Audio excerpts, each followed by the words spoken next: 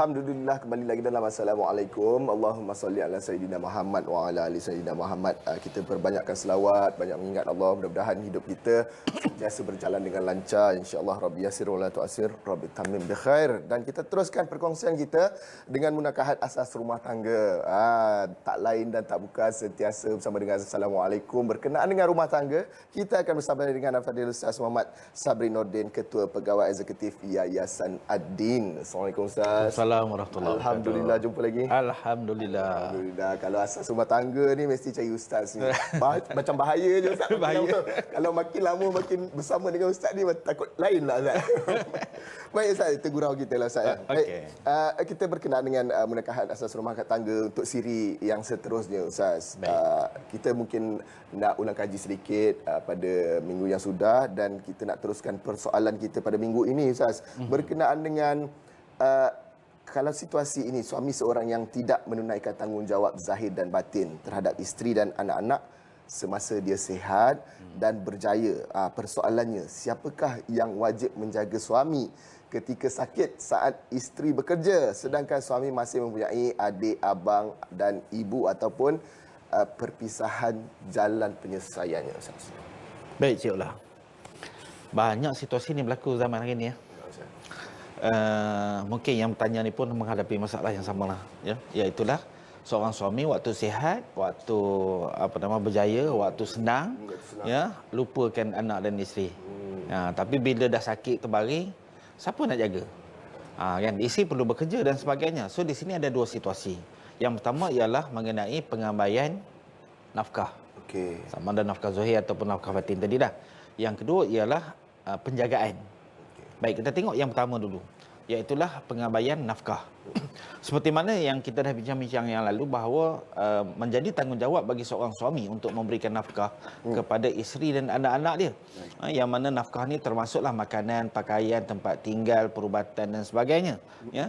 Namun bila memandangkan isteri bekerja, maka suami lepaskan semua tanggungjawab menyediakan keperluan-keperluan itu kepada isterinya.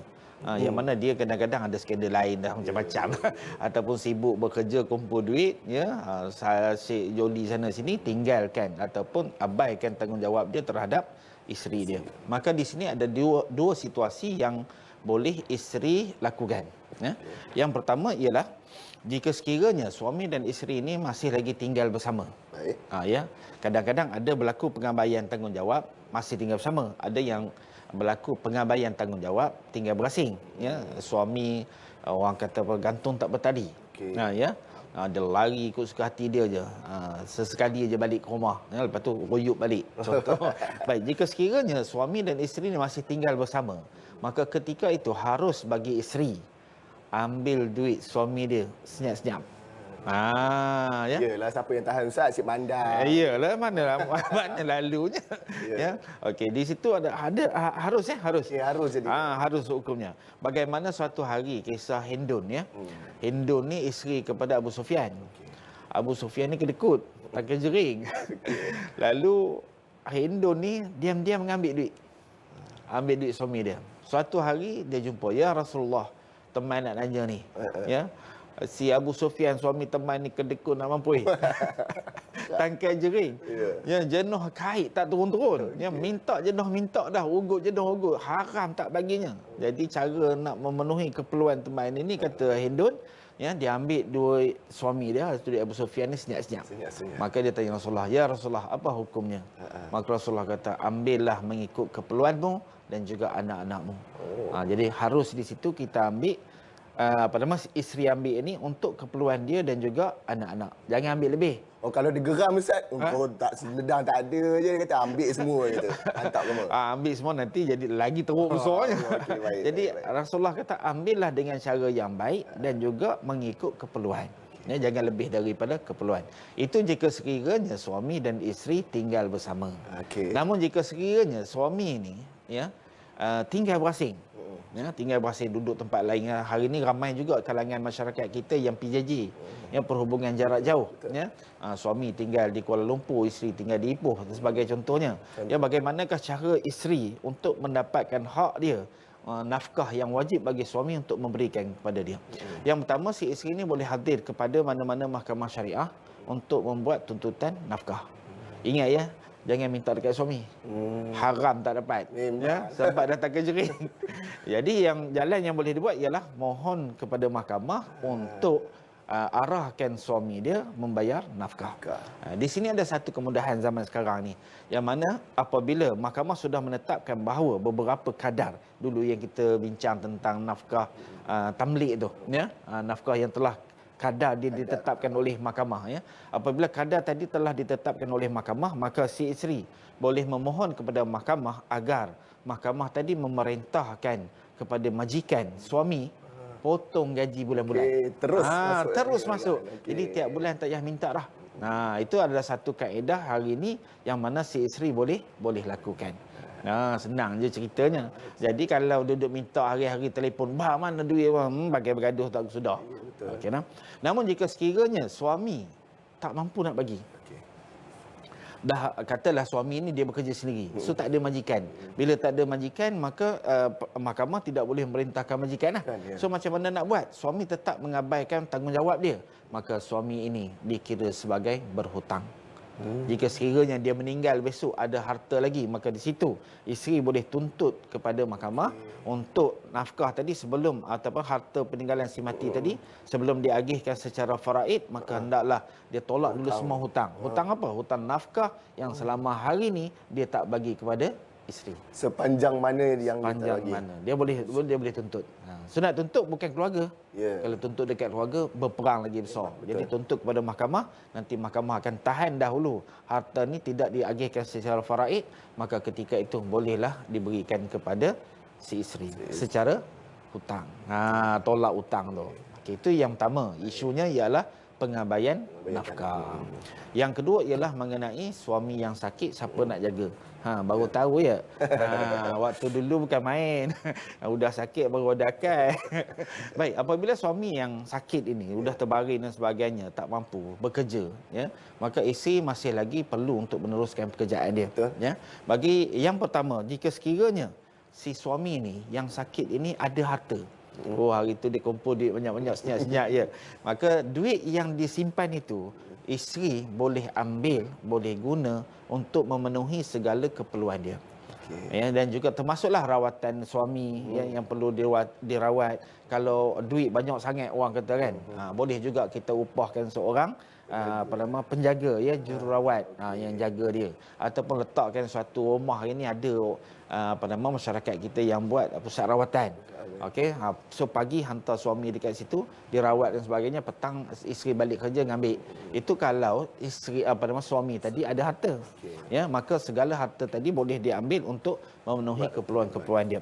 Yang kedua, jika sekiranya suami ini tak ada harta, maka isteri boleh berbincang dengan keluarga untuk buat giliran. Siapa nak jaga? Teman nak kerja. Boleh tak abah-abah yang pencen ini yang tolong nengokkan? Mak yang pencen boleh tolong nengokkan. Keluarga siapa? Keluarga sebelah suami. Begitu juga datuk, ya. Datuk ada peranan di situ untuk memberikan nafkah kepada cucu-cucunya. Memandangkan bapak dia tadi tak mampu, maka tanggungjawab menafkah kepada cucu tadi, anak-anak yang masih kecil tadi lah terletak di atas tanggungjawab atuk dia. Jadi itulah antara peluang-peluang yang boleh si isteri buat jika sekiranya, ya, suaminya berada dalam keadaan sakit. Yang lama dulu tu kira lamalah untuk pengabaian nafkah, cara pengabaian nafkah. Kita sakit, kalau isteri masih reda, masih setuju untuk hidup bersama. Tapi kalau isteri hari itu bukan main dia sakit rupa ini, maka dia dah mohon fasah, boleh. Itu harus bagi dia. Cuma kita lah masyarakat kita ni, sakit baru mikir nak tinggal ya. Udah gitu senang dia. Okey, baik. Itu adalah contoh Ustaz. Apa yang kita kongsikan ini adalah kepada suami-suami yang sakitnya tidak dapat menguruskan diri lah Ustaz. Betul. Ini tidak dapat menguruskan diri sendiri. Dan insya-Allah ada lagi perkongsian dengan Ustaz selepas ini. Tapi kita nak berhenti berehat dulu seketika Ustaz. Kita nak tarik nafas dulu lega. Selepas ini Ustaz akan kongsikan sedikit lagi. Teruskan bersama kami dalam Assalamualaikum.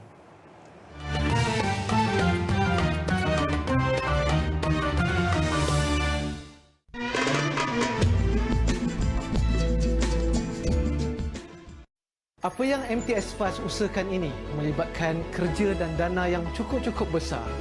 Saya ucapkan tahniah dan syabas kepada Pertubuhan Mirab dan pastikan anda sentiasa memberi sokongan yang padu kepada Pertubuhan Mihrab untuk kita merealisasikan untuk kempen membina aset-aset Islam ini menjadi kenyataan. Konsert ataupun acara menyanyi-nyanyi ni tak salah pun Ustaz.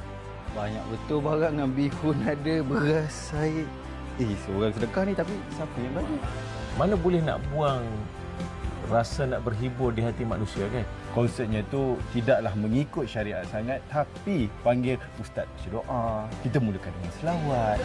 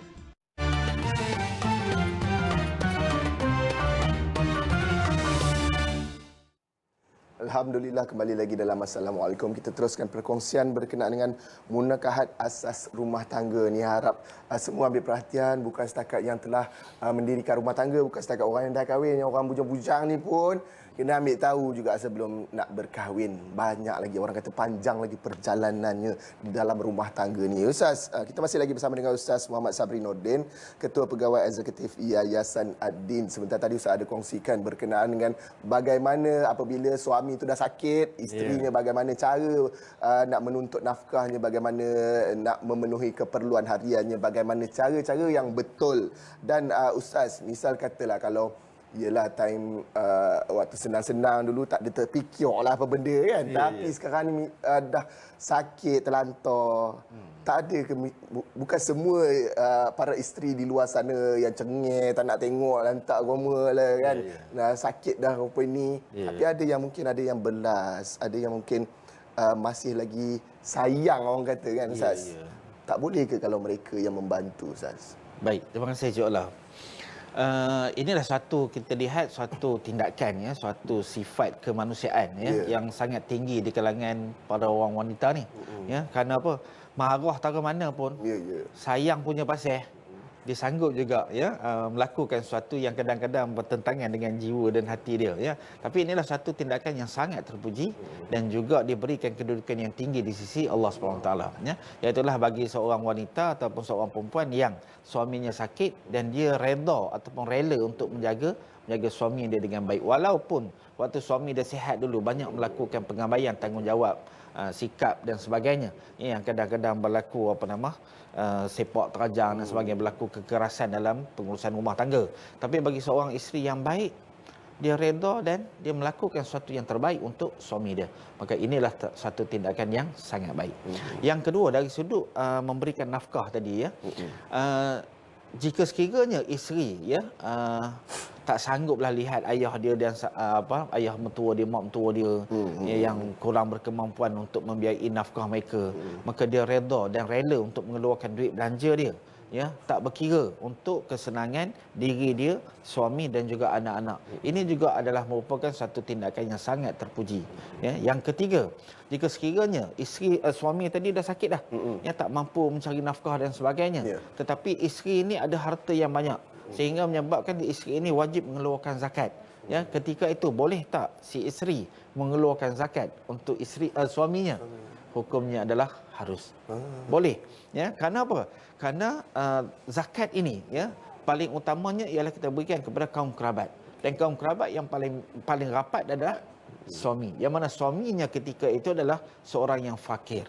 Jadi waktu itu bukanlah tanggungjawab isteri untuk mengeluarkan belanja, nafkah dan sebagainya. Untuk suami dia tak, tanggungjawab nafkah tetap pada suami dia. Tetapi mandangkan suami tadi adalah seorang yang fakir, maka dia layak untuk menerima zakat daripada isteri dia. Boleh, tak ada masalah. Ini satu kelonggaran yang ada dalam agama kita. Jadi isteri keluarkan zakat kepada suami, suami keluarkan duit zakat itu tadi untuk belanja diri dia dan juga isteri dia. Kan aman, harmoni keluarga, insya-Allah. Mudah-mudahan. Jadi sebagai panduan kepada pasangan suami isteri yang ada di luar sana, yang jika sekiranya menghadapi masalah-masalah yang seumpama ini, jangan malu dan segan untuk hadir kepada mana-mana pejabat agama Islam daerah untuk mendapatkan pandangan, buah fikiran dan juga jalan penyelesaian bagi sesuatu isu yang sedang berlaku di dalam pengurusan rumah tangga.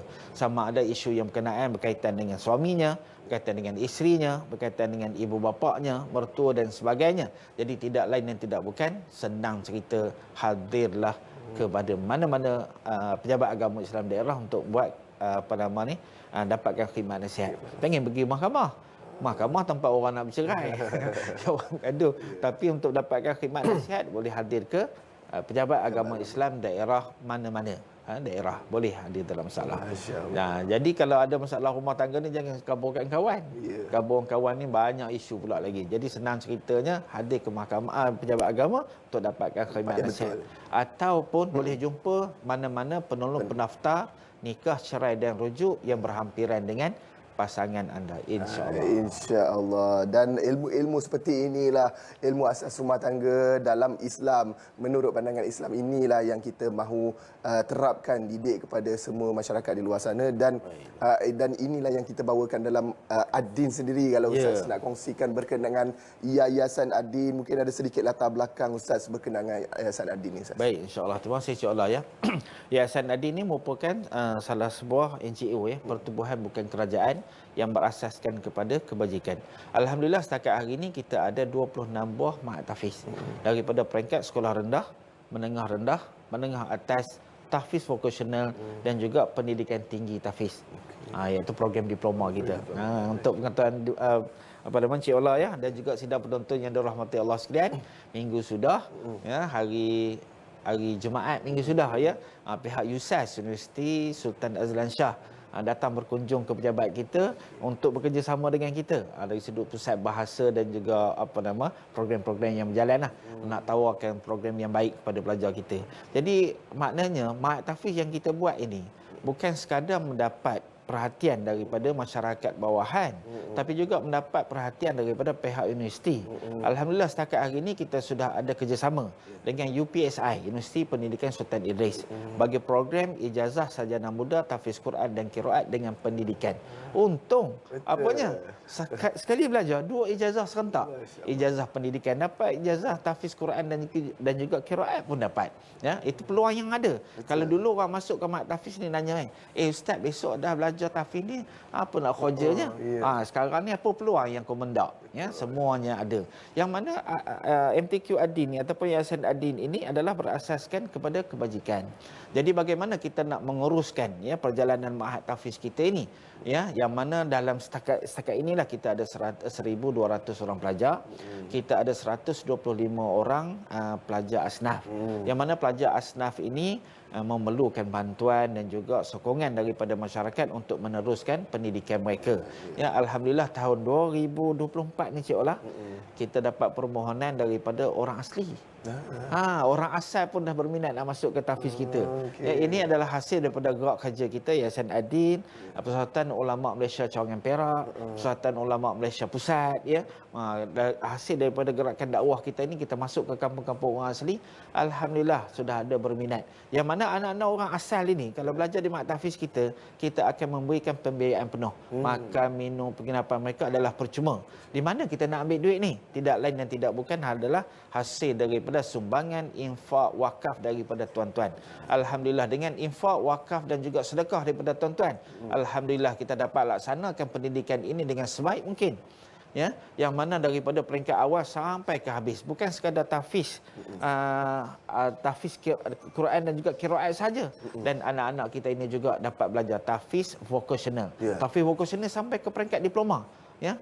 Diploma dalam bidang teknologi binaan, ada teknologi kimpalan, teknologi motosikal berkuasa tinggi dan sebagainya. Semua ini adalah hasil daripada sumbangan wakaf infak daripada masyarakat. Jadi mungkin tertanya-tanya Cik Ola, ya.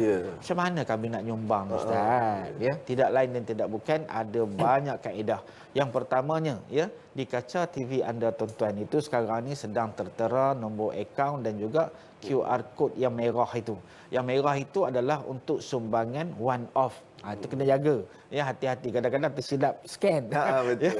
Jadi QR code yang merah itu adalah untuk sumbangan one off sekali, ya, ataupun simpan je lah nombor tu. Besok 88 sikit ada duit tu nak nyumbang lagi boleh, tak ada masalah. Yang kedua, kita ada QR code yang hitam itu. Tadi tertampak terpapar di kaca TV anda. QR code yang hitam ini adalah untuk sumbangan secara bulanan. Ya. Jadi kaedah mudah aja. Tuan-tuan scan je ni, nanti dia keluar borang-borang dia. Yang mana borang-borang ni tuan-tuan isi je lengkap dia. InsyaAllah apabila cukup je bulan ni nanti, pihak bank akan potong daripada akaun tuan-tuan masing-masing, kan, masuk kepada akaun Yayasan Ad-Din. Dan di situ tuan-tuan dah dapat resit rasmi dah, insya-Allah. Inilah antara kaedah-kaedah yang tuan-tuan boleh menyumbang kepada kita, membangunkan institusi pendidikan tahfiz kita. Setiap tahun untuk membiayai anak yatim fakir miskin ni, golongan asnaf ni, kita perlukan 3 juta cik lah. Bukan sikit-sikit. Ya, sekarang dia tak makan pula. Jadi marilah bersama-sama dengan kami di Yayasan Ad-Din ini mewakafkan harta anda, nak bayar zakat dengan kita pun boleh, ya, menginfakkan harta anda untuk sama-sama kita membangunkan pendidikan tahfiz kita, insya-Allah. Insya-Allah kita nak anak-anak kita berjaya, kita nak anak-anak orang lain pun turut sama berjaya, insya-Allah. Terima kasih kita ucapkan kepada Ustaz Muhammad Sabri Nordin, Ketua Pegawai Eksekutif Yayasan Ad-Din. Terima kasih Ustaz. Sama insya-Allah. Semua mudah-mudahan ilmu yang bermanfaat ni kita dapat kongsikan, kita dapat sebar-sebarkan. Dan kepada anda teruskan bersama kami. Jumpa selepas ini, insya-Allah.